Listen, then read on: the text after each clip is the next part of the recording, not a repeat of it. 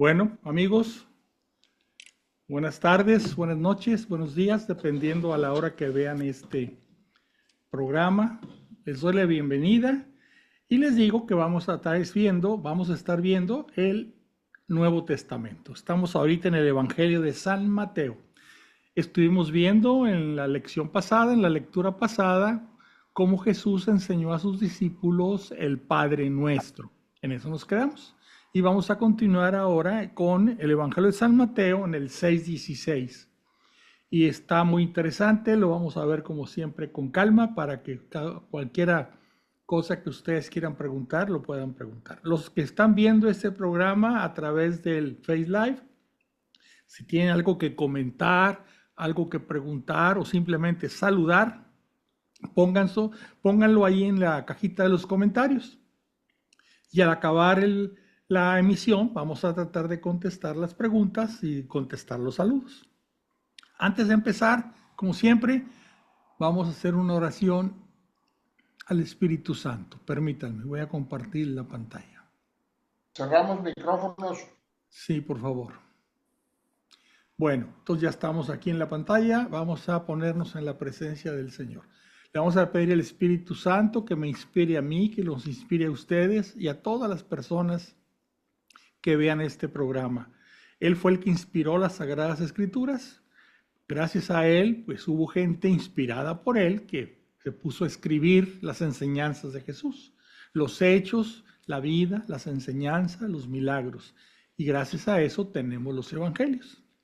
Entonces nos ponemos en la presencia del Señor en el nombre del Padre, y del Hijo, y del Espíritu Santo. Ven, Espíritu Creador, visita las almas de tus fieles, llena de la divina gracia los corazones que tú mismo has creado.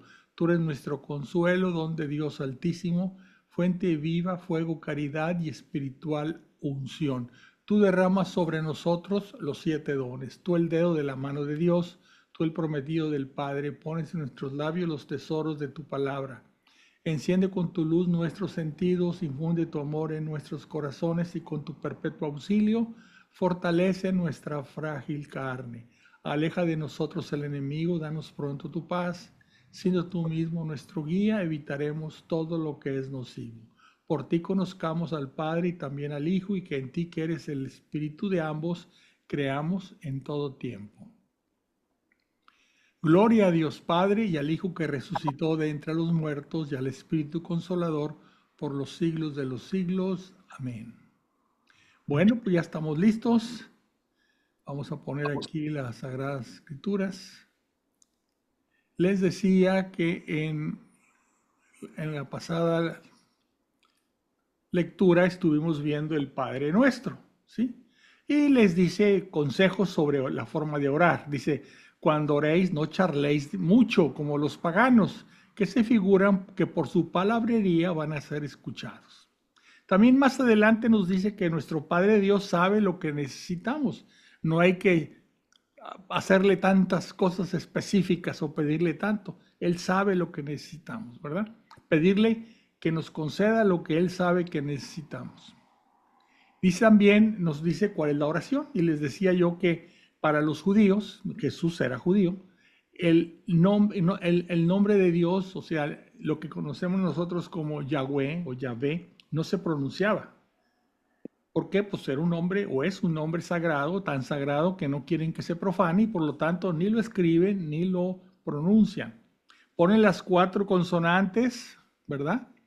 YHWH y ahí es todo, no se pronuncia, pero tampoco se escribe. Y en su lugar utilizan ciertos nombres que significan pues que están relacionadas o se están refiriendo a Dios.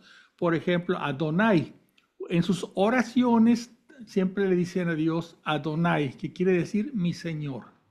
Y cuando hablan de Dios, refiriéndose a Dios, le dicen Hashem, Hashem, y quiere decir el nombre. Por eso aquí en el Padre Nuestro, como buen judío, Jesús dice, santificado sea tu nombre, ¿verdad? Luego ya viene todo el resto del Padre Nuestro, que ya lo conocemos, y al final termina, no nos dejes caer en tentación, mas líbranos del mal. Aquí nos quiere dar a entender Jesús que estamos en una guerra una batalla o guerra espiritual. El bien contra el mal. El mal es el demonio, ¿verdad? El ángel caído con todas sus huestes que quieren hacernos caer en la tentación. ¿Para qué? Para que desobedezcamos a Dios y perdamos la salvación. Entonces, por eso, una de las peticiones, la última, dice, no nos dejes caer en tentación. Las tentaciones que el demonio nos pone para que pequemos contra Dios o contra los hermanos. Y luego dice, mas líbranos del mal. Y luego la iglesia en la misa dice, líbranos de todos los males, ¿verdad? Pero en latín, aquí en lugar de decir, mas líbranos del mal, dice, líbranos del malo, o sea, del demonio, cuando el Padre Nuestro está en latín. Ok. Luego dice también lo que siempre hemos insistido. Tú no puedes ir a pedirle perdón a Dios si no les perdonas a tus hermanos, ¿verdad? Entonces, primero ve y perdona a tus hermanos y luego ya vienes, ¿verdad? Porque fíjense cómo dice, perdónanos nuestras deudas, así como nosotros hemos perdonado a nuestros deudores. O sea, nosotros ya perdonamos a los que nos debían algo, a los que nos hicieron algo, ya los perdonamos. Y entonces ya voy y le pido a Dios que me perdone a mí. ¿Sí? O sea, primero nosotros perdonamos para luego irle a pedir perdón a Dios, ¿verdad? Porque también dice, si no perdonáis a los hombres, tampoco vuestro Padre perdonará vuestras ofensas. O sea, está muy, muy clarito. Viene el ayuno. El ayuno es una práctica que muchos de nosotros no hacemos. Me considero, confieso, culpable. Yo para eso de ayunar nunca lo he hecho como debe hacerse. Además, nunca me he puesto ni siquiera dieta, o sea, para acabar pronto. Cuando ayunéis, o sea, ¿qué es ayunar? Ayunar es saltarte un alimento, ¿verdad? Saltarte un alimento o dos alimentos o las 24 horas, los 3 alimentos, ¿verdad? Con el fin de, ¿cómo podemos llamarle? Estar en una situación física, porque el estar en ayunas físicamente te cambia, como que te libera de toxinas, no sé cómo decirle, ¿verdad? Pero te pone en una situación que eres más receptivo, el estar en ayunas. Entonces dice, hay que ayunar. ¿Para qué ayunas? Pues para estar más receptivo a la gracia de Dios, más receptivo a la palabra de Dios, más facilitar más la comunicación con Dios a través de la oración. O sea, el ayuno es una práctica no solamente de penitencia, porque te cuesta ayunar, sino también en una forma de poner tu cuerpo, poner tu ser en una situación que estás más receptiva a la palabra de Dios, a la gracia de Dios. Y dice, cuando ayunéis, no pongáis cara triste, porque luego hay gente que, ay, ¿cómo te sientes? Muy mal porque estoy en ayunas. No. Cuando ayunéis, no pongáis cara triste como los hipócritas, que desfiguran su rostro para que la gente vea que ayunan. O sea, ahí quiere que la gente sepa, mira, qué carita pone, está en ayunas, no, está haciendo ayuno, ¿verdad? Dice aquí, os aseguro que con eso ya reciben su paga. O sea, por la admiración de las otras gentes, pues ya, se puede decir que ya recibiste tu paga, no esperes algo especial de parte del Señor. Tú, en cambio, cuando ayunes, perfuma tu cabeza y lava tu cara, para que tu ayuno sea visto no por la gente, sino por tu Padre que está ahí en lo secreto. Y tu Padre que ve en lo secreto te recompensará. O sea que el ayuno tiene una recompensa, pero un ayuno bien hecho, como este que dice aquí, poniendo cara alegre, sin tratar de que la gente diga, ay, mira, qué santo, cómo le gusta estar en ayunas. No, no, no. Entonces, aquí el que ayune correctamente, un ayuno en secreto, como dice aquí el título de aquí arriba, el ayuno en el secreto, entonces el Padre Dios que está ahí en lo secreto, ¿verdad? Va a recompensarte. Tesoros. Hay gente que pasa la vida acumulando tesoros. Tesoros me refiero a bienes, a dinero, a propiedades, etc. No os amontonéis tesoros en la tierra donde hay polilla y herrumbes, que corroen y ladrones que socavan y roban. ¿Cuánta gente se pasa la vida juntando dinero, juntando propiedades y por alguna desgracia, una guerra, pierde absolutamente todo, ¿verdad? O entra en un mal negocio y todo lo que había juntado lo pierde, ¿verdad? O se lo roban, como dice aquí, que dice amontonaos más bien tesoros en el cielo donde no hay polilla ni herrumbe que corroan, ni ladrones que socaven y roben, porque donde esté tu tesoro, ahí estará también tu corazón. ¿Cómo podemos hacer un tesoro en el cielo? Con las buenas obras. Básicamente eso es, haz buenas obras. Y entonces ya tú no estás tan fijado en lo que tienes, ni confiado en lo que has juntado, sino que estás confiado en el reino de los cielos, porque tú estás poniendo tu corazón en el reino de los cielos. Usas tus riquezas para buenas obras. El ojo es la lámpara del cuerpo. Si tu ojo está sano, todo tu cuerpo estará iluminado. Pero si tu ojo está malo, todo tu cuerpo estará a oscuras. Y si la luz que hay en ti es oscuridad, ¿qué oscuridad habrá? ¿Qué quiere decir esto? El ojo es la lámpara del cuerpo. Nosotros, todo lo que en nuestro cuerpo entra a nuestro cuerpo, o una de las formas de que entra a nuestro cuerpo es por la mirada, ¿verdad? Entonces, si cuidas tu mirada de no andar viendo cosas que no debes de ver, y eso está muy, haz de cuenta que lo dijeron para la época actual, con tanta pornografía y tantas imágenes inmorales y demás, haz de cuenta que lo están diciendo esto del ojo como lámpara del cuerpo para los momentos actuales.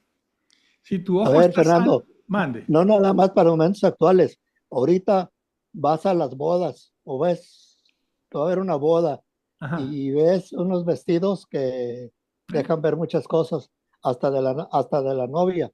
Y no se diga también el vestido de las gentes o de algunos que vamos a misa de los domingos. Bueno, Llama pues la sí. atención todo eso. El ojo Y, se distrae.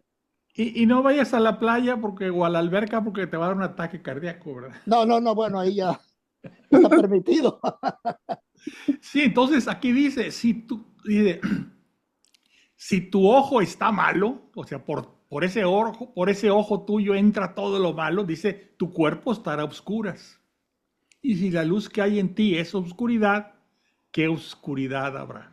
Desgraciadamente se ha perdido la modestia en el vestir. Está muy corrompido el mundo en el sentido de que tratan de excitar los sentidos a través de esas escenas, de vestidos, de hasta conversaciones y demás. Eso está exclusivamente hecho, en este caso, el ojo. Ojo, cuida tu mirada. Si vas a ver algo que no, cámbialo y vete a ver otra cosa o que lo que cambia el canal o no te metas en esa página de internet, o sea, cuida tu mirada. Dios y el dinero. Nadie puede servir a dos señores porque aborrecerá a uno y amará al otro. O bien se dedicará a uno y despreciará al otro. No podéis servir a Dios y al dinero. Eso es muy cierto, ¿verdad? El que con tal de tener dinero no le importa a quién aplasta, pues no puede servir a Dios, ¿verdad? Ahora, si vas a servir a Dios, pues el dinero no debe ser tu punto más importante, ¿verdad? Y si lo tienes, porque tu actividad empresarial o, no sé, herencia, lo que te ha dejado una situación económica correcta, amontona tesoros en el cielo, es decir, haz buenas obras. Por eso os digo, no andéis preocupados por vuestra vida, pensando qué comeréis, ni por vuestro cuerpo, discurriendo con qué os vestiréis. ¿No vale más la vida que el alimento y el cuerpo más que el vestido? Mirad, las aves del cielo no siembran, ni cosechan, ni recogen en graneros, pero vuestro Padre Celestial las alimenta. ¿No valéis vosotros más que ellas? Por lo demás, ¿quién de vosotros puede, por más que se preocupe, añadir un solo codo a la medida de su vida? Y del vestido, ¿por qué os preocupar? ¿Por qué preocuparos? Observad los lirios del campo, cómo crecen, no se fatigan ni hilan. Pero yo os digo que ni Salomón en todo su esplendor se vistió como uno de ellos. Pues si Dios viste así a la hierba del campo, que hoy es y mañana se echa al horno, no lo hará mucho más con vosotros, hombres de poca fe. No andéis pues preocupados diciendo, ¿qué vamos a comer? ¿Qué vamos a beber? ¿Con qué vamos a vestirnos? Pues por todas esas cosas se afanan los paganos. Vuestro Padre Celestial ya sabe que tenéis necesidad de todo esto. Buscad primero el reino de Dios y su justicia, y todas esas cosas se os darán por añadidura. Así que no os preocupéis del mañana, pues el mañana se preocupará de sí mismo. Cada día tiene bastante con su propio mal. O sea, hay gente que anda muy preocupada por su futuro. No goza el presente, no vive el presente por estar preocupado por su futuro. Le falta tener confianza en Dios. Si tienes fe en Dios, ten confianza en Él también. El amor de Dios es un amor paternal, amoroso y providente. Por eso los católicos tenemos ¿cómo le llamaremos? La oración a la divina providencia, ¿verdad? Que una vez al mes se prende una velita y se le pide a la divina providencia, que es Dios, que tiene un amor por nosotros, paternal, amoroso y providente, que no nos falte casa, como dice, casa, vestido, sustento, ni al final los santos sacramentos, algo así, no me lo sé de memoria, pero yo la digo, la leo, ¿verdad? Porque no me acuerdo. Entonces, nosotros tengamos confianza. Si creemos en Dios, creamos también que Él es nuestro Padre. Inclusive más adelante en los evangelios dice, o más bien ese lo dice San Pablo, que Dios interviene siempre para bien de los que le aman. Si tú crees en Dios y le amas a Dios, pues él te va, de alguna forma se va a encargar de que salgas adelante, ¿verdad? Hay que tenerle confianza. Porque si tú lo amas, dice, en todas las cosas interviene Dios para bien de los que le aman. Entonces puede estar sucediendo algo que en apariencia pues está mal o te está causando mal o te está causando un problema, pero más adelante te vas a dar cuenta que de ese posible mal o de ese supuesto mal o de ese mal, Dios saca un bien mejor de lo que tenías antes. Entonces hay que tener confianza que Dios es un Padre providente. No quiere decir que nos echemos en la hamaca, ¿verdad? Pon tu esfuerzo, utilizas tus habilidades para generar una forma de vida, pero no estés angustiado. Eso es lo que te está pidiendo Dios. No te angusties. No te angusties. Luego dice, no juzguéis para no ser juzgados, porque luego andamos ahí enseñándole a la gente, pensando de la gente, oye, qué mal está fulano, y no, sino también te van a juzgar a ti. ¿Y quién te va a juzgar a ti? Dios. Porque seréis juzgados con el juicio con que juzguéis, y seréis medido con la medida con que midáis. ¿Cómo eres capaz de mirar la brizna que hay en el ojo de tu hermano y no reparas en la viga que hay en tu ojo? ¿O cómo vas a decir a tu hermano, deja que te saque la brizna del ojo, teniendo la viga en el tuyo? Hipócrita, saca primero la viga de tu ojo y entonces podrás ver para sacar la brizna del ojo de tu hermano. Somos muy buenos para andarle viendo los defectos a los demás. No deis a los perros lo que es santo, ni echéis vuestras perlas delante de los puercos, no sea que las pisoteen con sus patas y después volviéndose os despedacen. Eso es hay que entender esto de una forma, no sé, pues está difícil, pero nosotros queremos hablar de Dios, queremos hablar del amor de Dios a gente que no va a recibir bien ese mensaje. No pierdas tu tiempo, ¿verdad? Dice, no des a los perros lo que es santo, ni echéis vuestras perlas delante de los puercos. ¿Por qué? Porque no les interesa. Eso que les vas a decir no les interesa. Se van a burlar. Dice, no sea que las pisoteen con sus patas y después volviéndose os despedacen. Entonces hay que tener cuidado con quién hacemos nuestra relación de pues, compartir nuestra fe, ¿verdad? Aquí hay algo interesantísimo como la oración, que nosotros hablamos a Dios a través de la oración, es como nos comunicamos con Dios, orando. Pedid y se os dará. Buscad y hallaréis. Llamad y se os abrirá. O sea, tú vas a hablar con Dios y le vas a pedir, ¿verdad? Vas a llamar a Dios. Dice, porque todo el que pide recibe, el que busca halla y el que llama y al que llama se le abrirá. O sea, Dios está ahí para que tú lo busques y lo llames. ¿Acaso alguno de vosotros le dará una piedra a su hijo cuando le pide pan? ¿O le da una culebra cuando le pide un pez?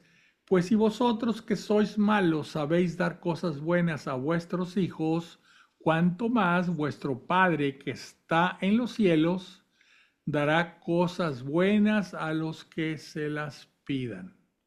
¿Sí? Ahora tú le vas a pedir lo que tú creas o lo que tú crees que necesitas. Y viene el Espíritu Santo a ayudarte y a corregir eso que estás pidiendo. Muchas veces lo que pides no es realmente lo que necesitas. Tú crees que eso es lo que necesitas, lo pides, pero el Espíritu Santo intercede por ti. ¿Para qué intercede por ti ante el Padre? Pues para que el Padre te dé lo que realmente necesitas, ¿verdad? Por lo tanto, cuanto queréis que os hagan los hombres, hacédselo también vosotros a ellos. En eso consiste la ley y los profetas. Sí, porque acuérdense que dice la ley, amarás a Dios sobre todas las cosas y al prójimo como a ti mismo, ¿verdad? Luego dice algo muy interesante, entrad por la entrada estrecha, porque ancha es la entrada y espacioso el camino que lleva a la perdición, y son muchos los que entran por ella. En cambio, qué estrecha la entrada y qué angosto el camino que lleva a la vida, y pocos son los que lo encuentran. Hace mucho les comentaba que antes, hace muchos años de niño, yo en la catedral había por una puerta, por un lado, por donde está el pocito, había unos cuadros y había los dos caminos, ¿verdad? Y siempre me llamaba la atención ver los dos caminos. El camino ancho que lleva a la perdición y se veía una muchacha bailando y fumando y tomando y demás, ¿verdad? Entonces, así aprendían los niños el camino de la perdición. Y el otro caminito estrecho era un niño haciendo su comunión y orando y con los papás y todo. Entonces, el camino recto, el camino angosto. Entonces, hay dos caminos. Aquí lo que quiere decir es que el camino más fácil es el que lleva a la perdición.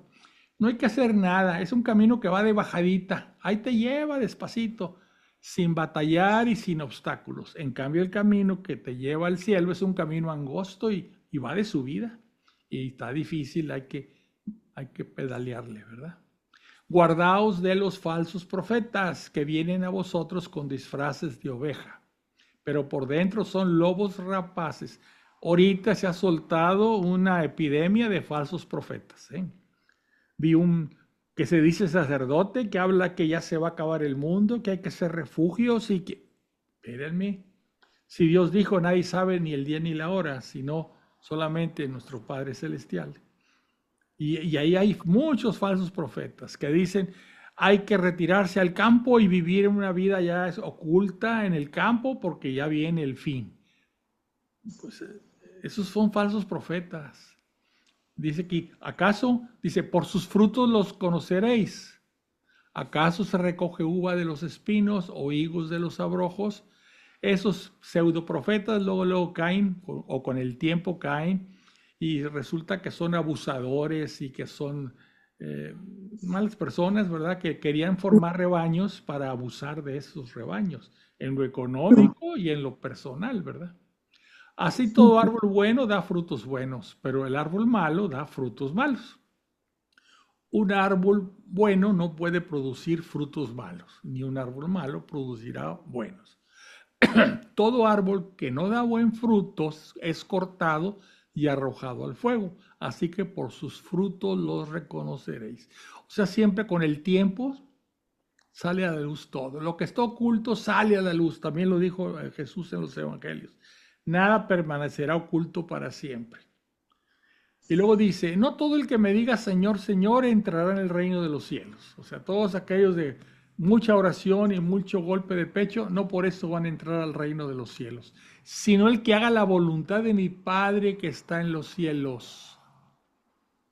¿Verdad? Muchos me dirán aquel día, Señor, Señor, no profetizamos en tu nombre y en tu nombre expulsamos demonios y en tu nombre hicimos muchos milagros. Pero entonces les declararé, dice Jesús, jamás os conocí, apartados de mí, malhechores. ¿Cuál es la voluntad del Padre Celestial? Primero, que creamos en el Hijo, que amemos al Hijo, y también la otra es, y lo vamos a ver, o ya lo vimos, o lo vamos a volver a ver, las obras de misericordia. Estuve hambriento y me diste de comer, estuve sediento y me diste de beber, ¿sí? Estaba desnudo y me vestiste, estaba enfermo y me visitaste. O sea, todas las obras de misericordia es la voluntad del Padre que las hagamos, porque al final vamos a ser nosotros, vamos a ser medidos o vamos a ser juzgados por la fe, pero también, sobre todo, por las obras. Porque de aquí tú tienes mucha fe y dices, Señor, Señor, pero no haces nada por tu prójimo, pues estás mal. Así pues, todo el que oiga estas palabras mías y las ponga en práctica, se parecerá al hombre prudente que edificó su casa sobre roca. Cayó la lluvia, vinieron los torrentes, soplaron los vientos y embistieron contra aquella casa, pero no se derrumbó, porque estaba cimentada sobre roca. ¿Sobre cuál es esa roca? Las palabras de Jesús, lo que Jesús nos vino a revelar, lo que nos vino a enseñar. Pero todo el que oiga estas palabras mías y no las ponga en práctica, o sea, hay que ponerlas en práctica, no solamente conocerlas, se parecerá al hombre insensato que edificó su casa sobre arena. Cayó la lluvia, vinieron los torrentes, soplaron los vientos e irrumpieron contra aquella casa, que se derrumbó y su ruina fue estrepitosa. Cuando Jesús acabó esos discursos, la gente se quedó asombrada de su doctrina, porque les enseñaba como quien tiene autoridad y no como los escribas. ¿Cómo enseñaban los escribas? Y es más, ¿cómo enseñan actualmente entre la congregación judía, entre el pueblo judío? ¿Cómo enseñan los escribas? Nunca hablan, siempre se refieren a otro rabino. El rabino fulano dice esto, el rabino mengano dice esto. Ellos no dicen yo digo, y Jesús hablaba con autoridad. Es yo digo, no otro rabino que dice, otro rabino que opina, no. Así enseñan los escribas judíos, refiriéndose a las enseñanzas de otros rabinos. Jesús enseñaba yo digo. Bueno, seguimos. Aquí viene una sección de milagros. San Mateo lo que hizo fue juntó los milagros y los puso en una lista. O sea, en lugar de intercalarlo en las diferentes relatos de la vida de Jesús, los junta en una sola lista, ¿verdad? Y vamos a empezar viendo cada uno de ellos. Dice, cuando bajó del monte fue siguiéndole una gran multitud, una gran muchedumbre. En esto un leproso se acercó y se postró ante él y le dijo, Señor, si quieres puedes limpiarme. Fíjese qué dijo, si quieres. Quiero, dijo Jesús, queda limpio. Y al instante quedó limpio de la lepra. Jesús le dijo, mira, no se lo digas a nadie, pero vete, muéstrate al sacerdote y presenta la ofrenda que prescribió Moisés para que les sirva de testimonio. De acuerdo con la ley judía, el que tenía lepra no podía vivir en el resto del pueblo, se tenía que salir del pueblo, salir de la ciudad y vivir en el monte. Y entonces, hasta que en un rabino no daba constancia de que ya quedó limpio, no podía volver a vivir con sus familiares. Entonces, por eso Jesús le dice esto. Muéstrate al sacerdote y presenta la ofrenda. Había que llevar una ofrenda en agradecimiento. Se le quemaba a Dios, acuérdense, los carneros, ¿verdad?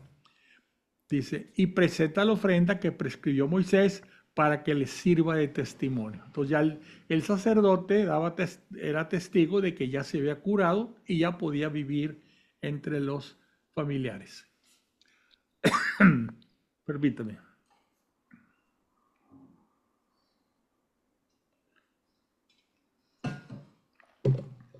Al entrar en Cafarnaún, ahí vivía Jesús en Cafarnaún. Había estado en Nazaret. Cuando ya empezó su vida pública, se fue a vivir a Cafarnaún. Se le acercó un centurión y le rogó diciendo: Señor, mi criado yace en casa paralítico con terribles sufrimientos. Jesús le contestó: yo iré a curarle. Replicó el centurión: Señor, no soy digno de que entres bajo mi techo. Basta que lo digas de palabra y mi criado quedará sano. Nosotros decimos algo muy parecido antes de comulgar. Señor, no soy digno de que entres en mi casa. Basta una palabra para que quede sano. Sí, entonces, de aquí se tomó esa oración, la tomaron de esta parábola. Porque también yo, que soy un subalterno, tengo soldados a mis órdenes y digo a este: vete y va. Y a otro: ven y viene. Y a mi siervo: haz esto y lo hace. Al oír esto, Jesús quedó admirado y dijo a los que le seguían: os aseguro que en Israel no he encontrado en nadie una fe tan grande. Fíjense cómo dice: basta que lo digas de palabra y mi criado quedará sano. O sea, si ordenas a la enfermedad que salga de mi criado queda sano. Así como yo le digo a un soldado: ve y va, vete y él va, o ven y él viene, etcétera. Así tú puedes mandarle a la enfermedad que salga de mi criado, ¿verdad? Y entonces por eso dice Jesús: al oír esto, Jesús quedó admirado y dijo a los que le seguían: os aseguro que en Israel no he encontrado en nadie una fe tan grande. Más adelante van a ver que Jesús en alguna población llega y no puede hacer muchos milagros por la falta de fe de las personas. Jesús nos pide tener fe para hacer un milagro. Él puede siempre, pero para hacer un milagro pide nuestra parte. ¿Y cuál es la parte que pide de nosotros? Que tengamos fe. ¿Sí? Le pedimos un milagro, tenemos que tener fe que lo va a conceder. ¿Verdad? No sabemos cuándo ni cómo, pero Él va a concedernos algo. Al oír esto, Jesús quedó admirado y dijo a los que le seguían: os aseguro que en Israel no he encontrado en nadie una fe tan grande. Y os digo que vendrán muchos de oriente y de occidente y se pondrán a la mesa con Abraham, Isaac y Jacob en el reino de los cielos, mientras que los hijos del reino serán echados a las tinieblas de fuera. Ahí será el llanto y el rechinar de dientes. O sea que va a haber un banquete en los cielos. Eso lo hemos leído en el Apocalipsis, ¿verdad? Hay un banquete, el banquete de bodas del Cordero. Habrá algunos que van a estar sentados a la mesa, pero habrá otros que van a echar a la calle. ¿Por qué? Porque no son dignos de estar ahí. Luego dijo Jesús al centurión: ve y que te suceda como has creído. O sea, ¿quieres pedirle a Dios un milagro? Cree que Él lo va a hacer. Que va a ser lo mejor para ti. A lo mejor no va a ser como tú lo pides, del color y del tamaño que tú lo pides, pero Jesús te va a ayudar en eso. Y en aquella hora sanó el criado. Al llegar a casa de Pedro, vio a la suegra de este en cama con fiebre. Le tocó la mano y la fiebre desapareció. Ella se levantó y se puso a servirles. En el evangelio habla que están regresando de las bodas de Caná. Por eso esos milagros, San Mateo los los junta todos en una sola sección, pero en otros evangelios estos milagros están distribuidos cronológicamente, vamos a llamarle, en las épocas, en las partes del relato donde sucedieron. Se supone que aquí viene Jesús con su madre regresando de las bodas de Caná, y va a habitar o se va a hospedar en la casa de Pedro. Entonces llegan ahí, ven que la suegra está enferma. Y dice aquí: le tocó la mano y la fiebre desapareció. Ella se levantó y se puso a servirles. Ya me imagino que después de que llega Jesús y le toca la mano se levantó sintiéndose mejor que nunca en su vida. ¿Se imaginan? Llegó el maestro a mi casa con su madre y me toca y me siento como nunca me había sentido en mi vida. ¿Y qué pasa? Pues se levanta de inmediato y se pone a servirle. Al atardecer le trajeron muchos endemoniados. Igual en otro evangelio habla de que después de lo que pasa aquí en casa de la suegra de Pedro, se va a la sinagoga y al entrar en la sinagoga hay un endemoniado, ¿verdad? ¿Qué tienes con nosotros, Jesús de Nazaret? Y le dice a Jesús, cállate y sal de él. Y sale, se retuerce y sale el demonio, pero todo el mundo se da cuenta del poder que tiene Jesús. Por eso aquí habla, al atardecer le trajeron muchos endemoniados, porque vieron lo que pasó en la sinagoga. Él con solo una palabra expulsó a los espíritus, curó también a todos los que se encontraban mal, para que se cumpliera lo dicho por el profeta Isaías. Él tomó nuestras flaquezas y cargó con nuestras enfermedades. Viéndose Jesús rodeado de la muchedumbre, mandó pasar a la otra orilla. Estaba en el lago de Galilea, lago de Tiberíades o de Galilea. Entonces le acercó un escriba y le dijo, Maestro, te seguiré donde quiera que vayas. Jesús replicó, las zorras tienen guaridas y las aves del cielo nidos, pero el Hijo del Hombre no tiene dónde reclinar la cabeza. O sea, esas gentes oían su predicación y lo veían a él, que era una persona con un atractivo inmenso, ¿verdad? Atraía multitudes y querían seguirlo. Por eso llega y le dice, te seguiré donde quieras, ¿no? Pero Jesús ve los corazones y dice, pues no, esta persona realmente no me sigue por algo porque me busque a mí, sino me sigue por otras causas. Otro de los discípulos le dijo, Señor, déjame ir primero a enterrar a mi padre. Jesús replicó, sígueme. A este sí le dice, sígueme. Y deja que los muertos entierren a sus muertos. O sea, olvídate de tu vida pasada, empieza conmigo. Y para que estas personas reaccionen así, pues es que tenía un atractivo y generaba una atracción el Señor Jesús. Por eso cuando ponen una imagen de un Jesús feo, que según esto así debería haber sido, porque el tipo de gente que vivía en esa época ahí en Galilea, no. Jesús tenía un atractivo personal inmenso, aparte de los milagros que hacía y aparte de las palabras que decía, ¿verdad? Subió a la barca y sus discípulos le siguieron. De pronto se levantó en el mar una tempestad tan grande que la barca quedó cubierta por las olas. Jesús estaba dormido. Ellos acercándose le despertaron. Señor, sálvanos que perecemos. Él replicó, ¿por qué tenéis miedo, hombres de poca fe? Entonces se levantó, increpó a los vientos y al mar y sobrevino una gran bonanza. Y aquellos hombres maravillados decían, ¿quién es este que hasta los vientos y el mar le obedecen? Esto de la barca en la tempestad es un símil también, se lo pone con la iglesia.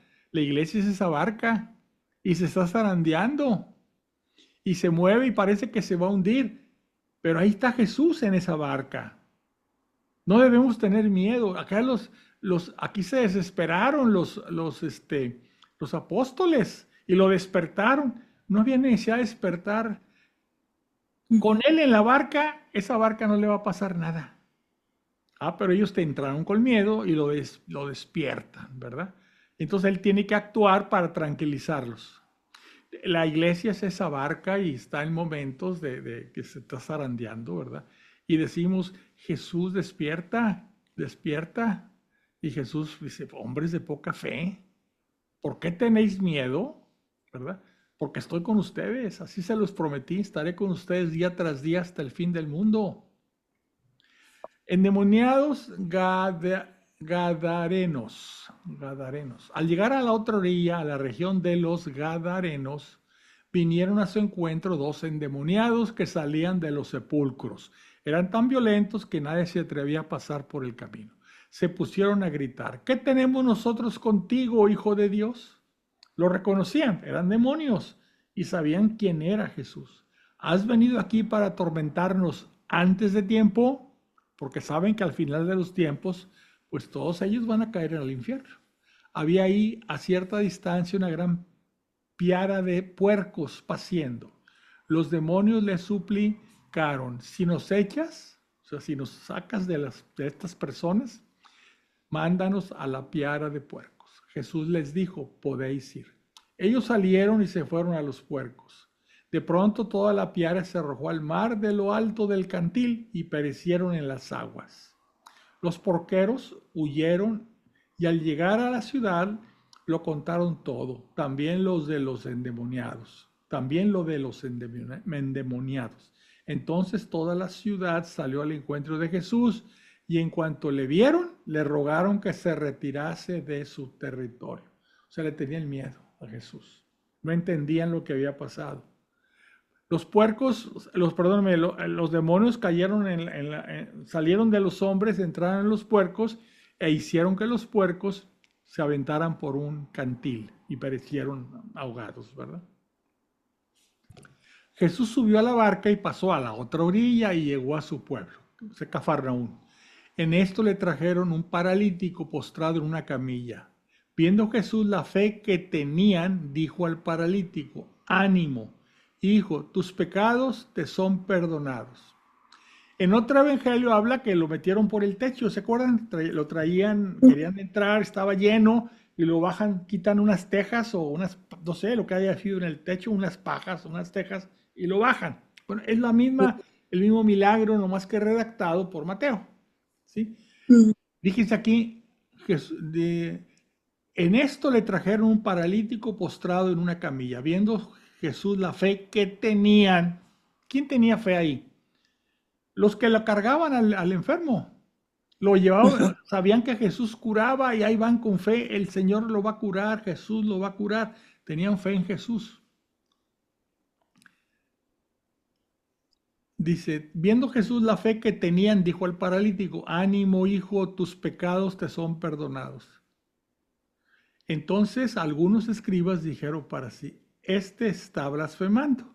Jesús, sabiendo lo que pensaban, dijo, ¿por qué pensáis mal? En vuestro interior, ¿qué es más fácil decir?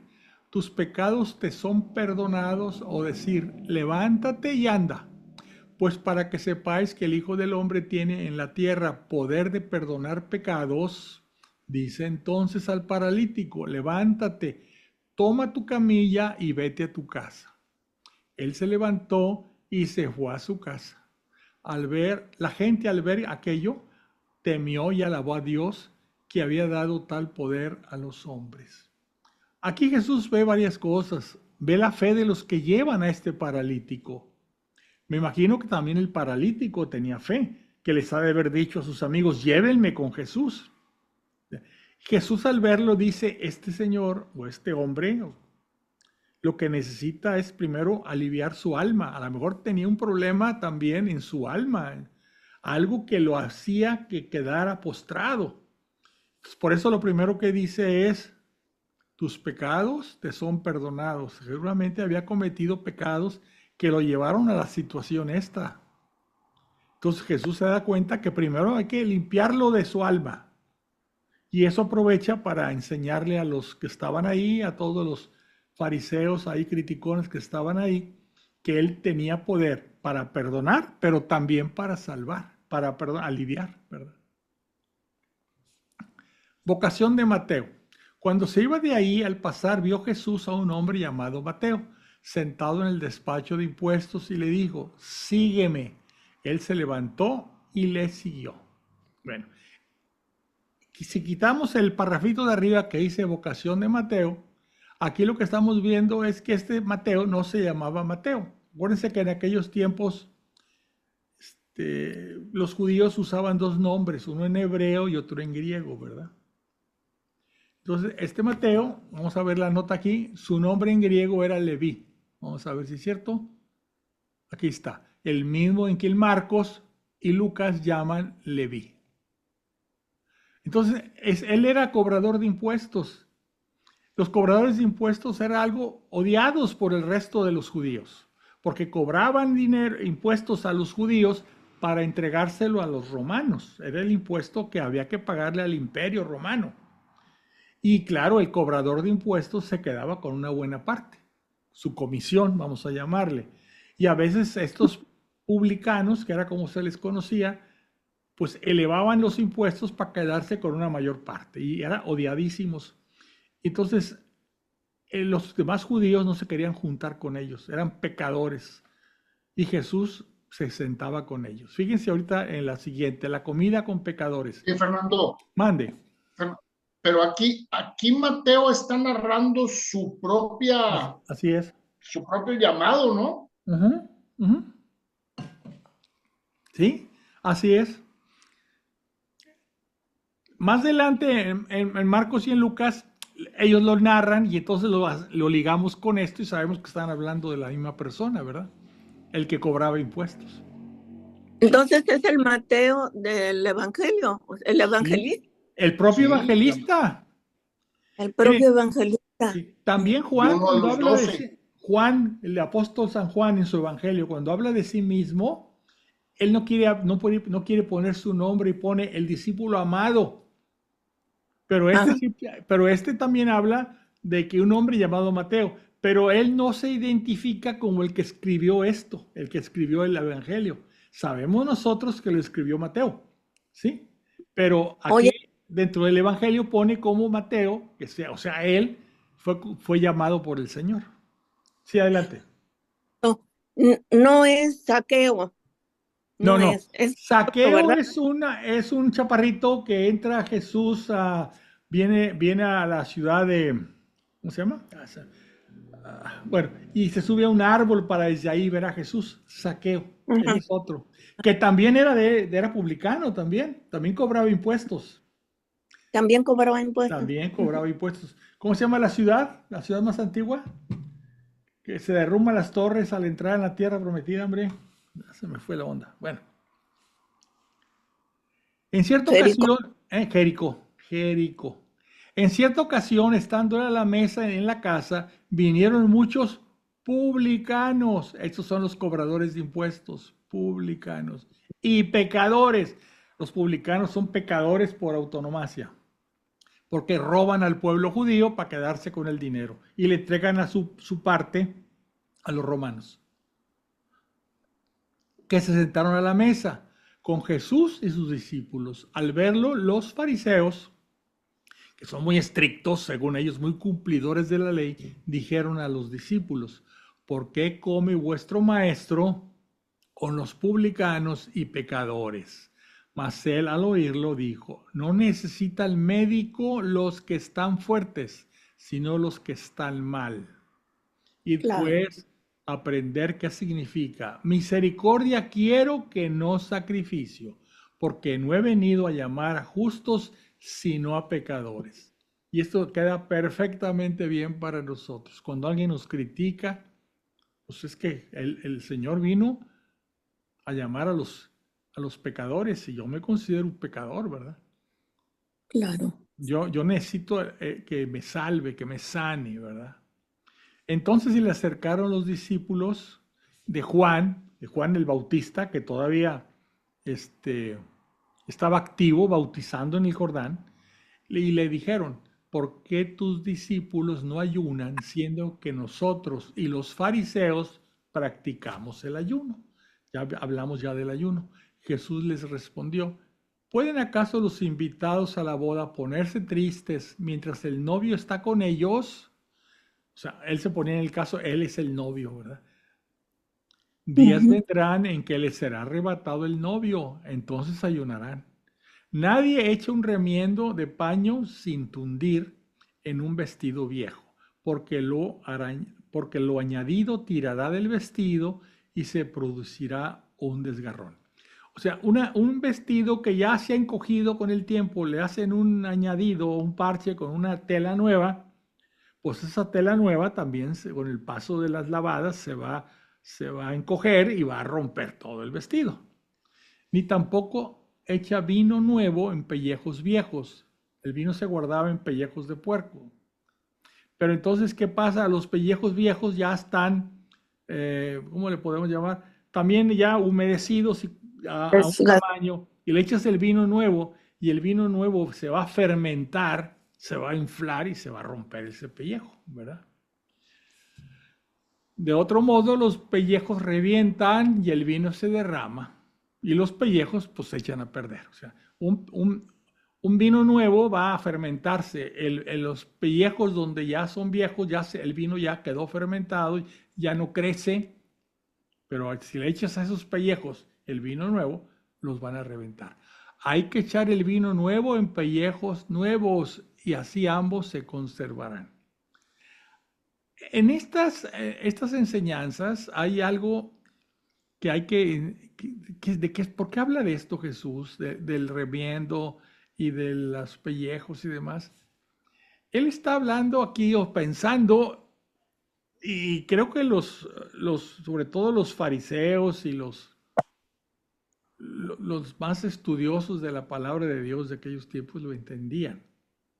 Y queremos tratar de entenderlo. Jesús nos trae un vino nuevo, ¿sí? El vino nuevo, la palabra de Dios, el vino nuevo, la nueva revelación, el vino nuevo, el cristianismo, vamos a decir. Y no se lo puedes meter al pellejo viejo. ¿Cuál es el pellejo viejo? Pues la ley de Moisés, todas las enseñanzas de los rabinos, toda la liturgia de la época del templo y demás. No las puedes mezclar porque se va a reventar. O sea, no se puede hacer una mezcla de lo nuevo y de lo viejo, como el paño ese nuevo en un vestido viejo. No puedes mezclar lo nuevo con lo viejo. No puedes hacer una mezcla de ambas cosas, ¿verdad? Porque entonces se va a echar a perder la tela y no va a servir, y se va a echar a perder el pellejo y no va a servir, y el vino nuevo se va a derramar. Entonces, no hay que mezclar lo nuevo con lo viejo. No tratemos de hacer ¿cómo se llama eso? Un sincretismo, ¿verdad? De mezclar la religión judía con las nuevas enseñanzas de Cristo. Pocas palabras. No trates de hacer una religión que compagine ambas cosas. Son dos cosas diferentes. Es la antigua alianza y la nueva alianza. Así les estaba hablando cuando de pronto se acercó un magistrado y se postró ante él diciendo: mi hija acaba de morir, pero ven, impón tu mano sobre ella y vivirá. Jesús se levantó y le siguió junto con sus discípulos.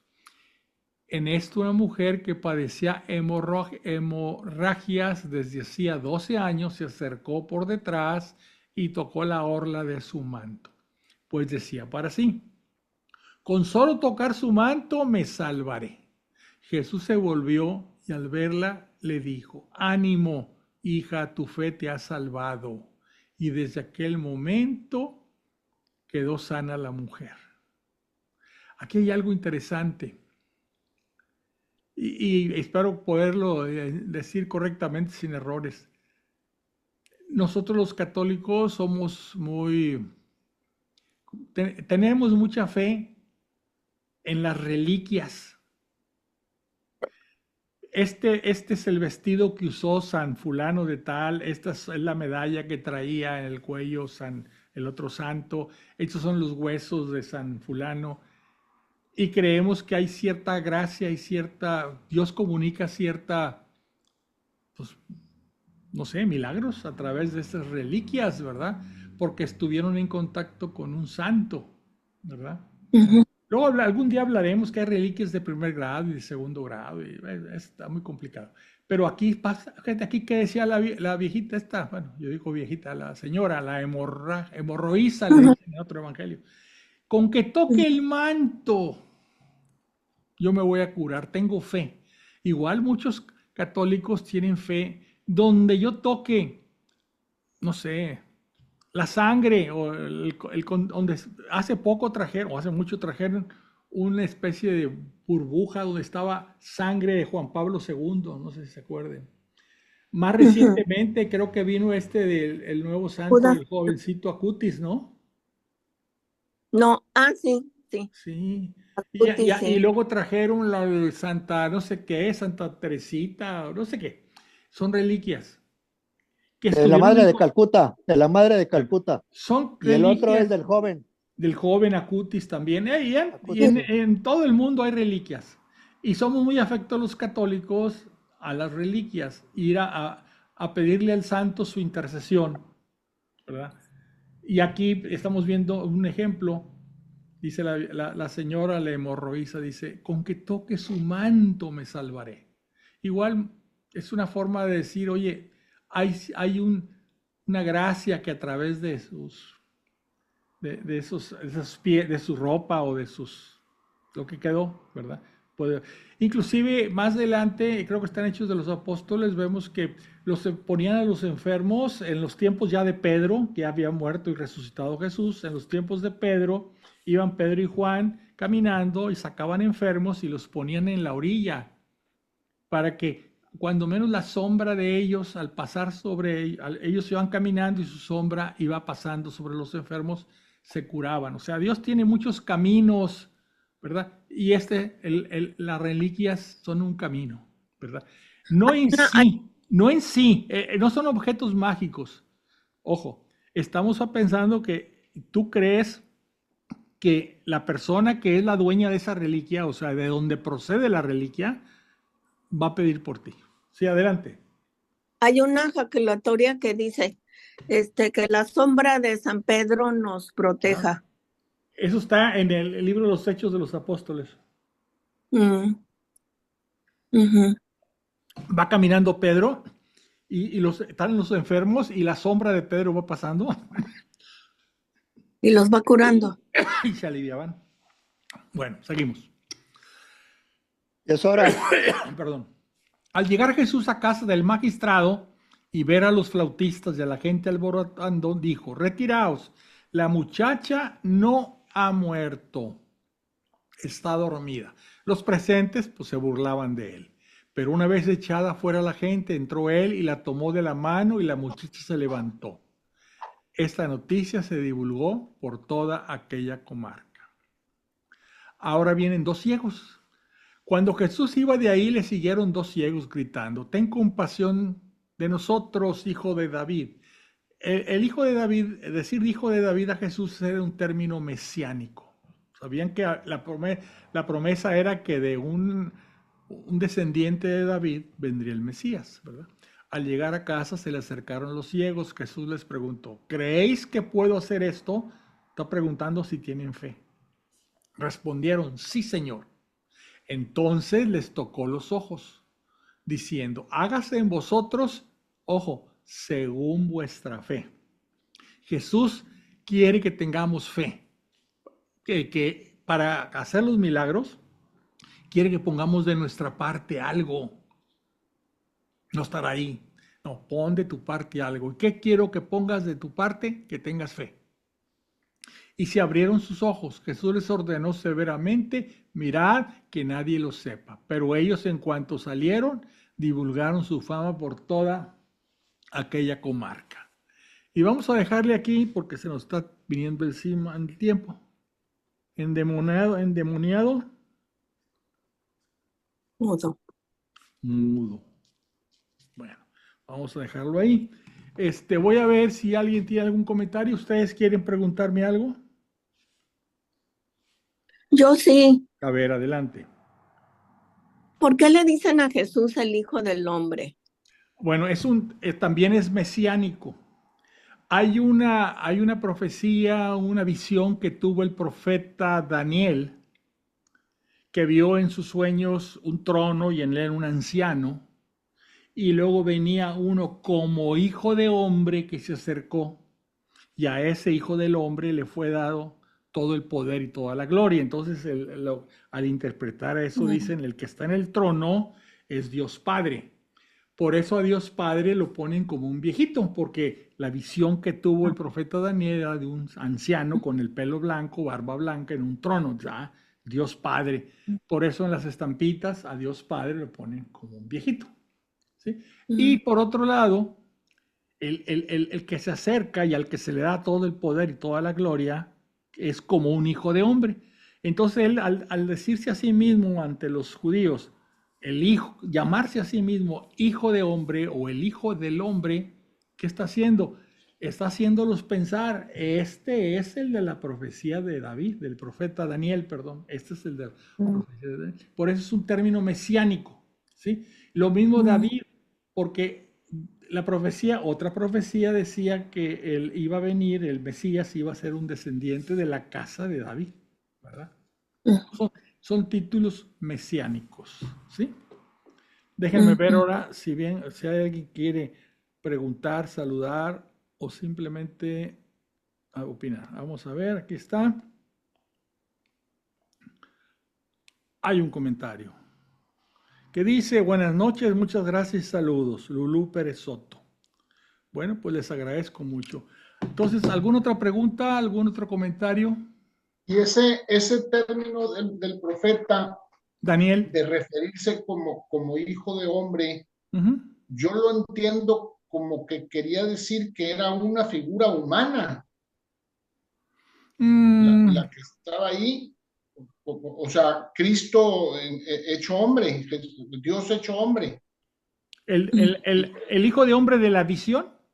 Sí, Sí, al él decir, está un anciano sentado y viene un hijo de hombre, está diciendo un humano, una persona, en figura un humana. ser humano, una figura humana, exactamente, así lo entiendo yo, porque si no, ¿por qué habría de decir un hijo de hombre? Sí, porque por otro lado, por ejemplo, en las visiones que hay en el Apocalipsis dicen un cordero degollado pero de pie. Es otra forma de Esa es presentar. otra figura. O sea, sí. Son figuras. O sea, muchas veces, pues las visiones, como una vez les platiqué, son una serie de imágenes que le vienen a la mente al profeta y no sabe interpretarlas. Y él simplemente, así como las vio, las está poniendo por escrito. No las interpreta, no sabe de qué se trata. Vi esto, vi aquello, y vi una luz y subió y bajó y me habló. El profeta está escribiendo lo que él le llegó en la mente, ¿verdad? No la está interpretando. Ya más adelante esa profecía, lo que les dije, muchas profecías del Antiguo Testamento les entendemos hasta ahorita en el Nuevo Testamento. Sí. Hasta ahorita. Ah, pues se estaba refiriendo a esto. ¿Sí? El cordero degollado y resucitado, Y hay degollado muchos. pero de pie. Degollado, pero O sea, de no está pie. tirado ahí muerto, ¿verdad? Así es, o sea que quiere decir que resucitó. Es el cordero Así que es. resucitó. Y es el que tiene que abrir los sellos del rollo, etcétera. Pero es una imagen, porque un cordero, ¿te imaginas en un cordero? Pues, ¿cómo va a abrir un rollo de pergamino, verdad? No tiene manos, pero pues todo está mezclado, ¿verdad? Son imágenes, son ideas que se le vienen al profeta y sin entender muchas veces, o casi siempre sin entender, él se pone a escribir, lo que le llega, lo que le llega y lo que dice. Ya luego se le busca el significado, ¿verdad?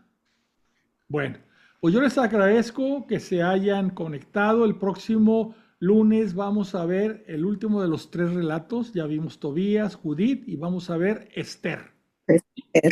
Este es un relato muy interesante, muy bonito.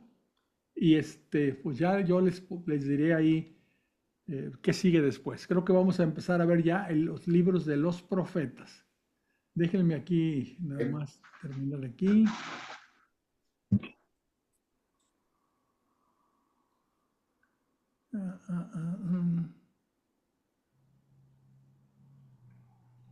Permítame, es que aquí tengo que... Bueno, pues ya quedamos. Muchas gracias y buenas noches a todos. Bueno.